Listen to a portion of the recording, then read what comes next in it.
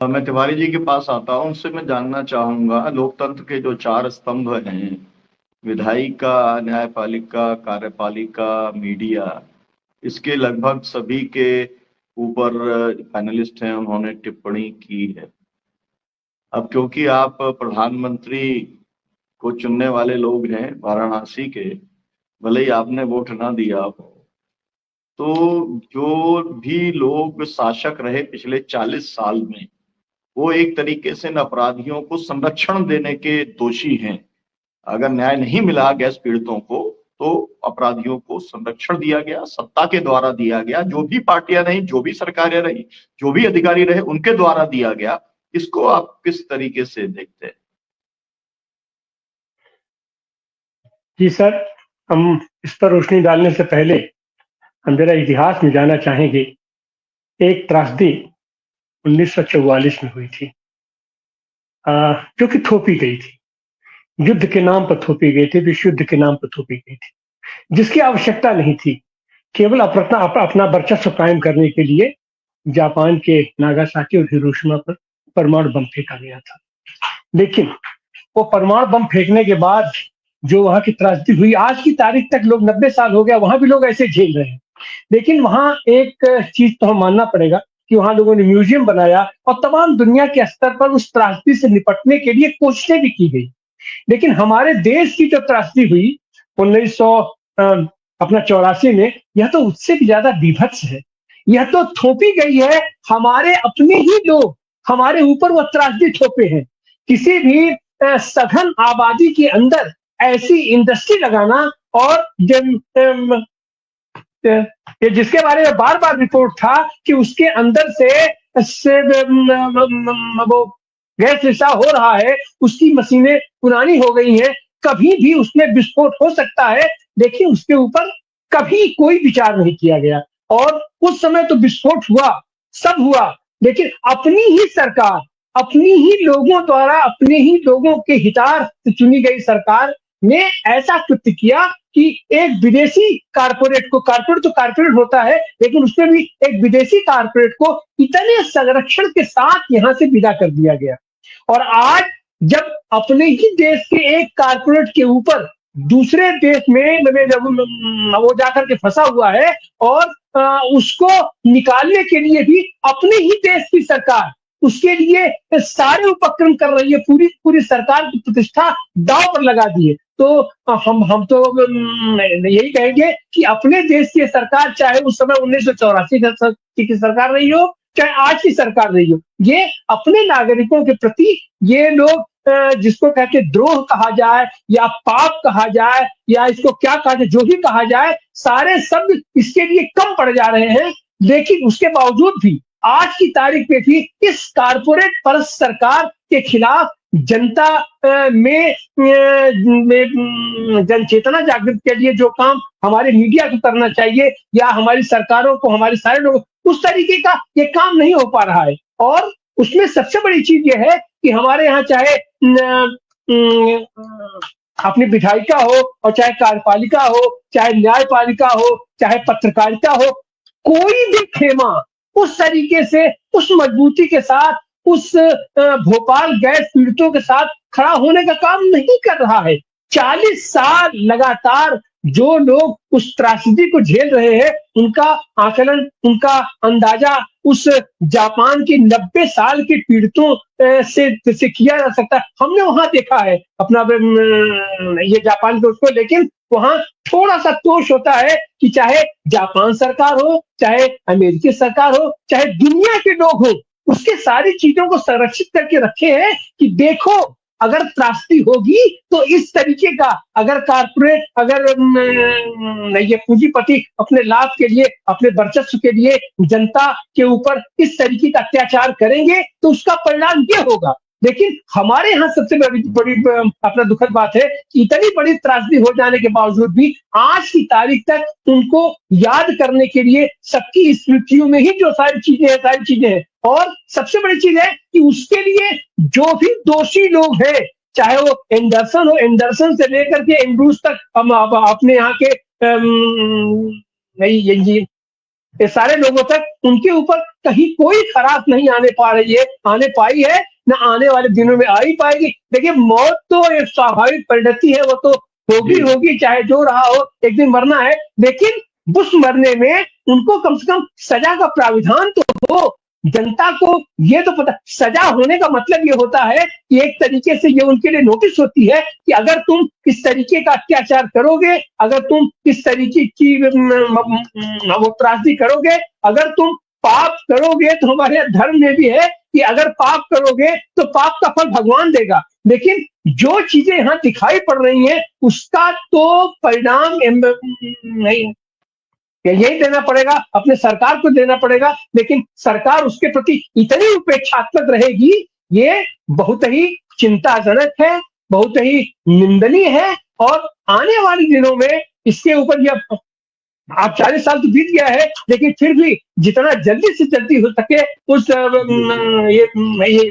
ये गैस पीड़ितों को, या इस तरीके की पीड़ा जितने भी लोगों को दिया जा रहा है, जहां भी इंडस्ट्रियां बसाई जा रही है, खनन किया जा रहा है, अपने आदिवासियों को उजाड़ा जा रहा है, इन सबके प्रति संवेदना के साथ विचार करना होगा, इस सरकार को करना होगा, लोक कल्याण का उसके कार्य को अपने एजेंडे में लेना होगा। आज के दिन इन्हीं शब्दों के साथ हम अपने उन भोपाल गैस पीड़ितों को और ऐसे तमाम पीड़ितों को हम अपनी ये संवेदना व्यक्त करते हैं उन लोगों के प्रति। जी बहुत शुक्रिया डॉक्टर आनंद प्रकाश तिवारी जी। मैं रचना जी के पास फिर से आऊंगा। देखिए, यहाँ पर बात चली कि ईश्वर न्याय करेगा। अब जितने लोग जो है इस क्राइम में शामिल थे, अब वो नरक में होंगे और उनको जो है कड़ाई में तला जा रहा होगा, ऐसा कुछ जो है कल्पना की जा सकती है। लेकिन उससे तो बात बनती नहीं है। हमने जो न्याय व्यवस्था बनाई है वो इसीलिए बनाई है कि जीते जी अपराधी को जो है वो दंड मिले।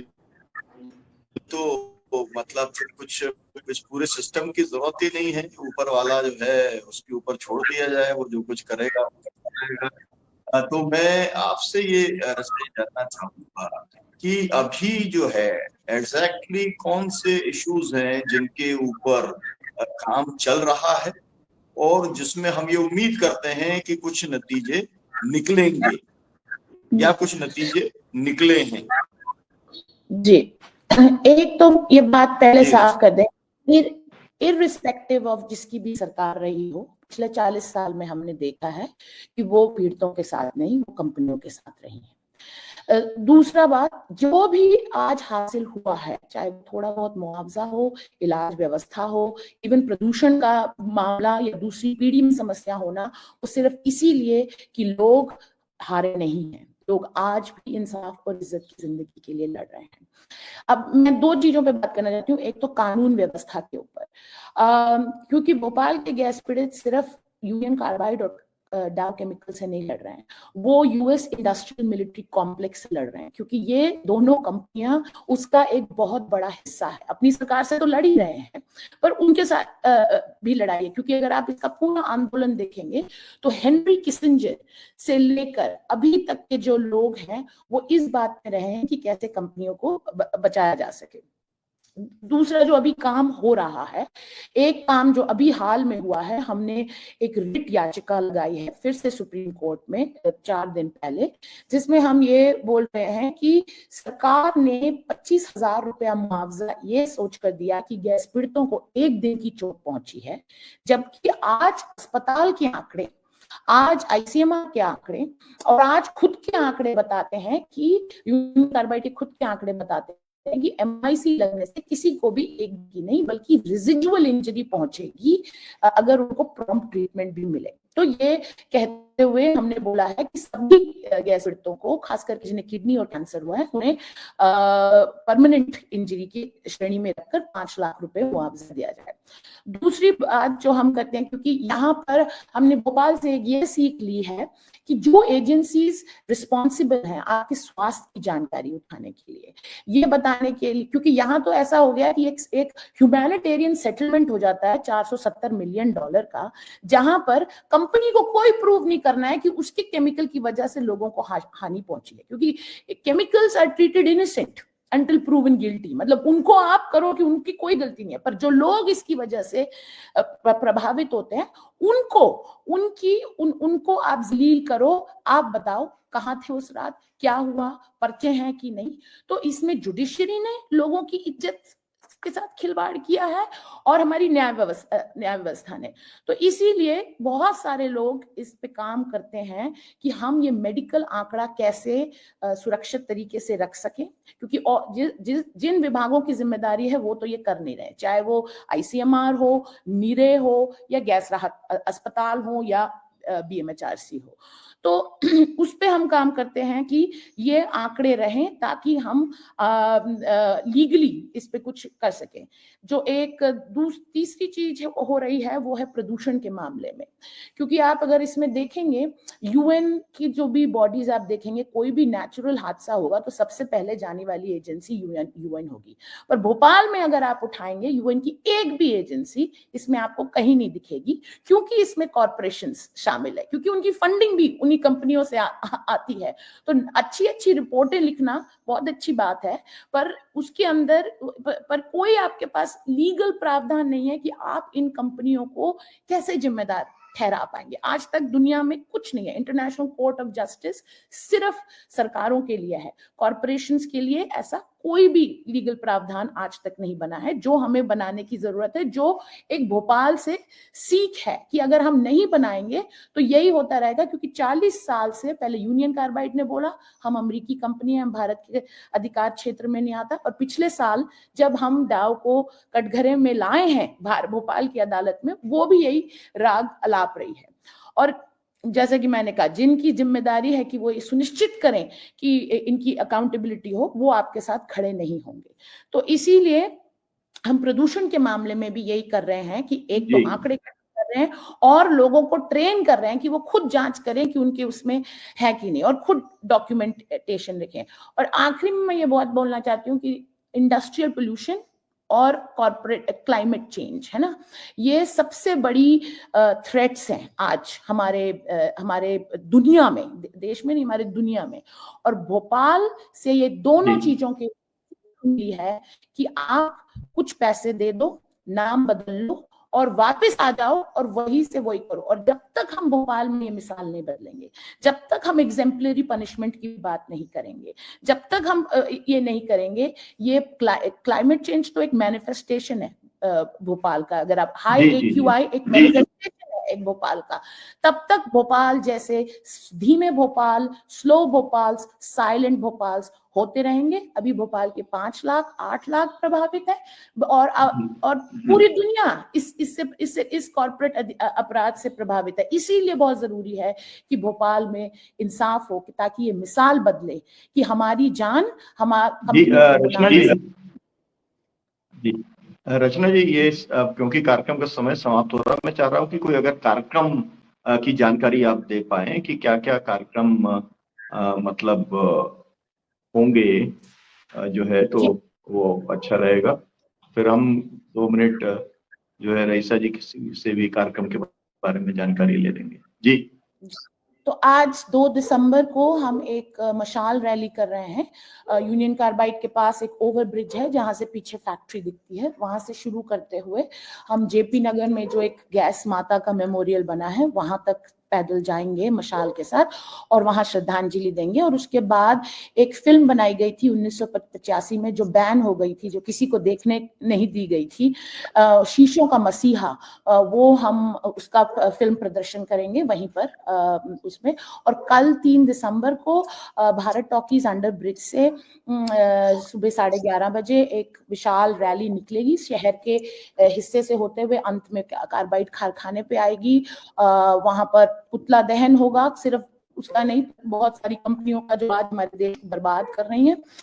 और उसके बाद एक पब्लिक मीटिंग होगी और उसके साथ साथ हजारों गैस पीड़ित प्रधानमंत्री मोदी जी के नाम पोस्ट कार्ड भेज रहे हैं उनके मुआवजे के अधिकार के लिए, तो वो भी हम भेजेंगे। आप सबसे अनुरोध है उसमें शामिल हो। और 4 दिसंबर को विशाखापट्टनम नूर के लोग भी हमारे साथ शामिल हो रहे हैं, क्योंकि उनके साथ भी जो हो रहा है वो भोपाल से अलग नहीं है। जापान से मीना माता के लोग आए हुए हैं, तो वो भी एक कार्यक्रम यूनियन कार्बाइड कारखाने के सामने 4 दिसंबर को एक पैनल डिस्कशन होगी, स्लो और साइलेंट भोपाल्स करके।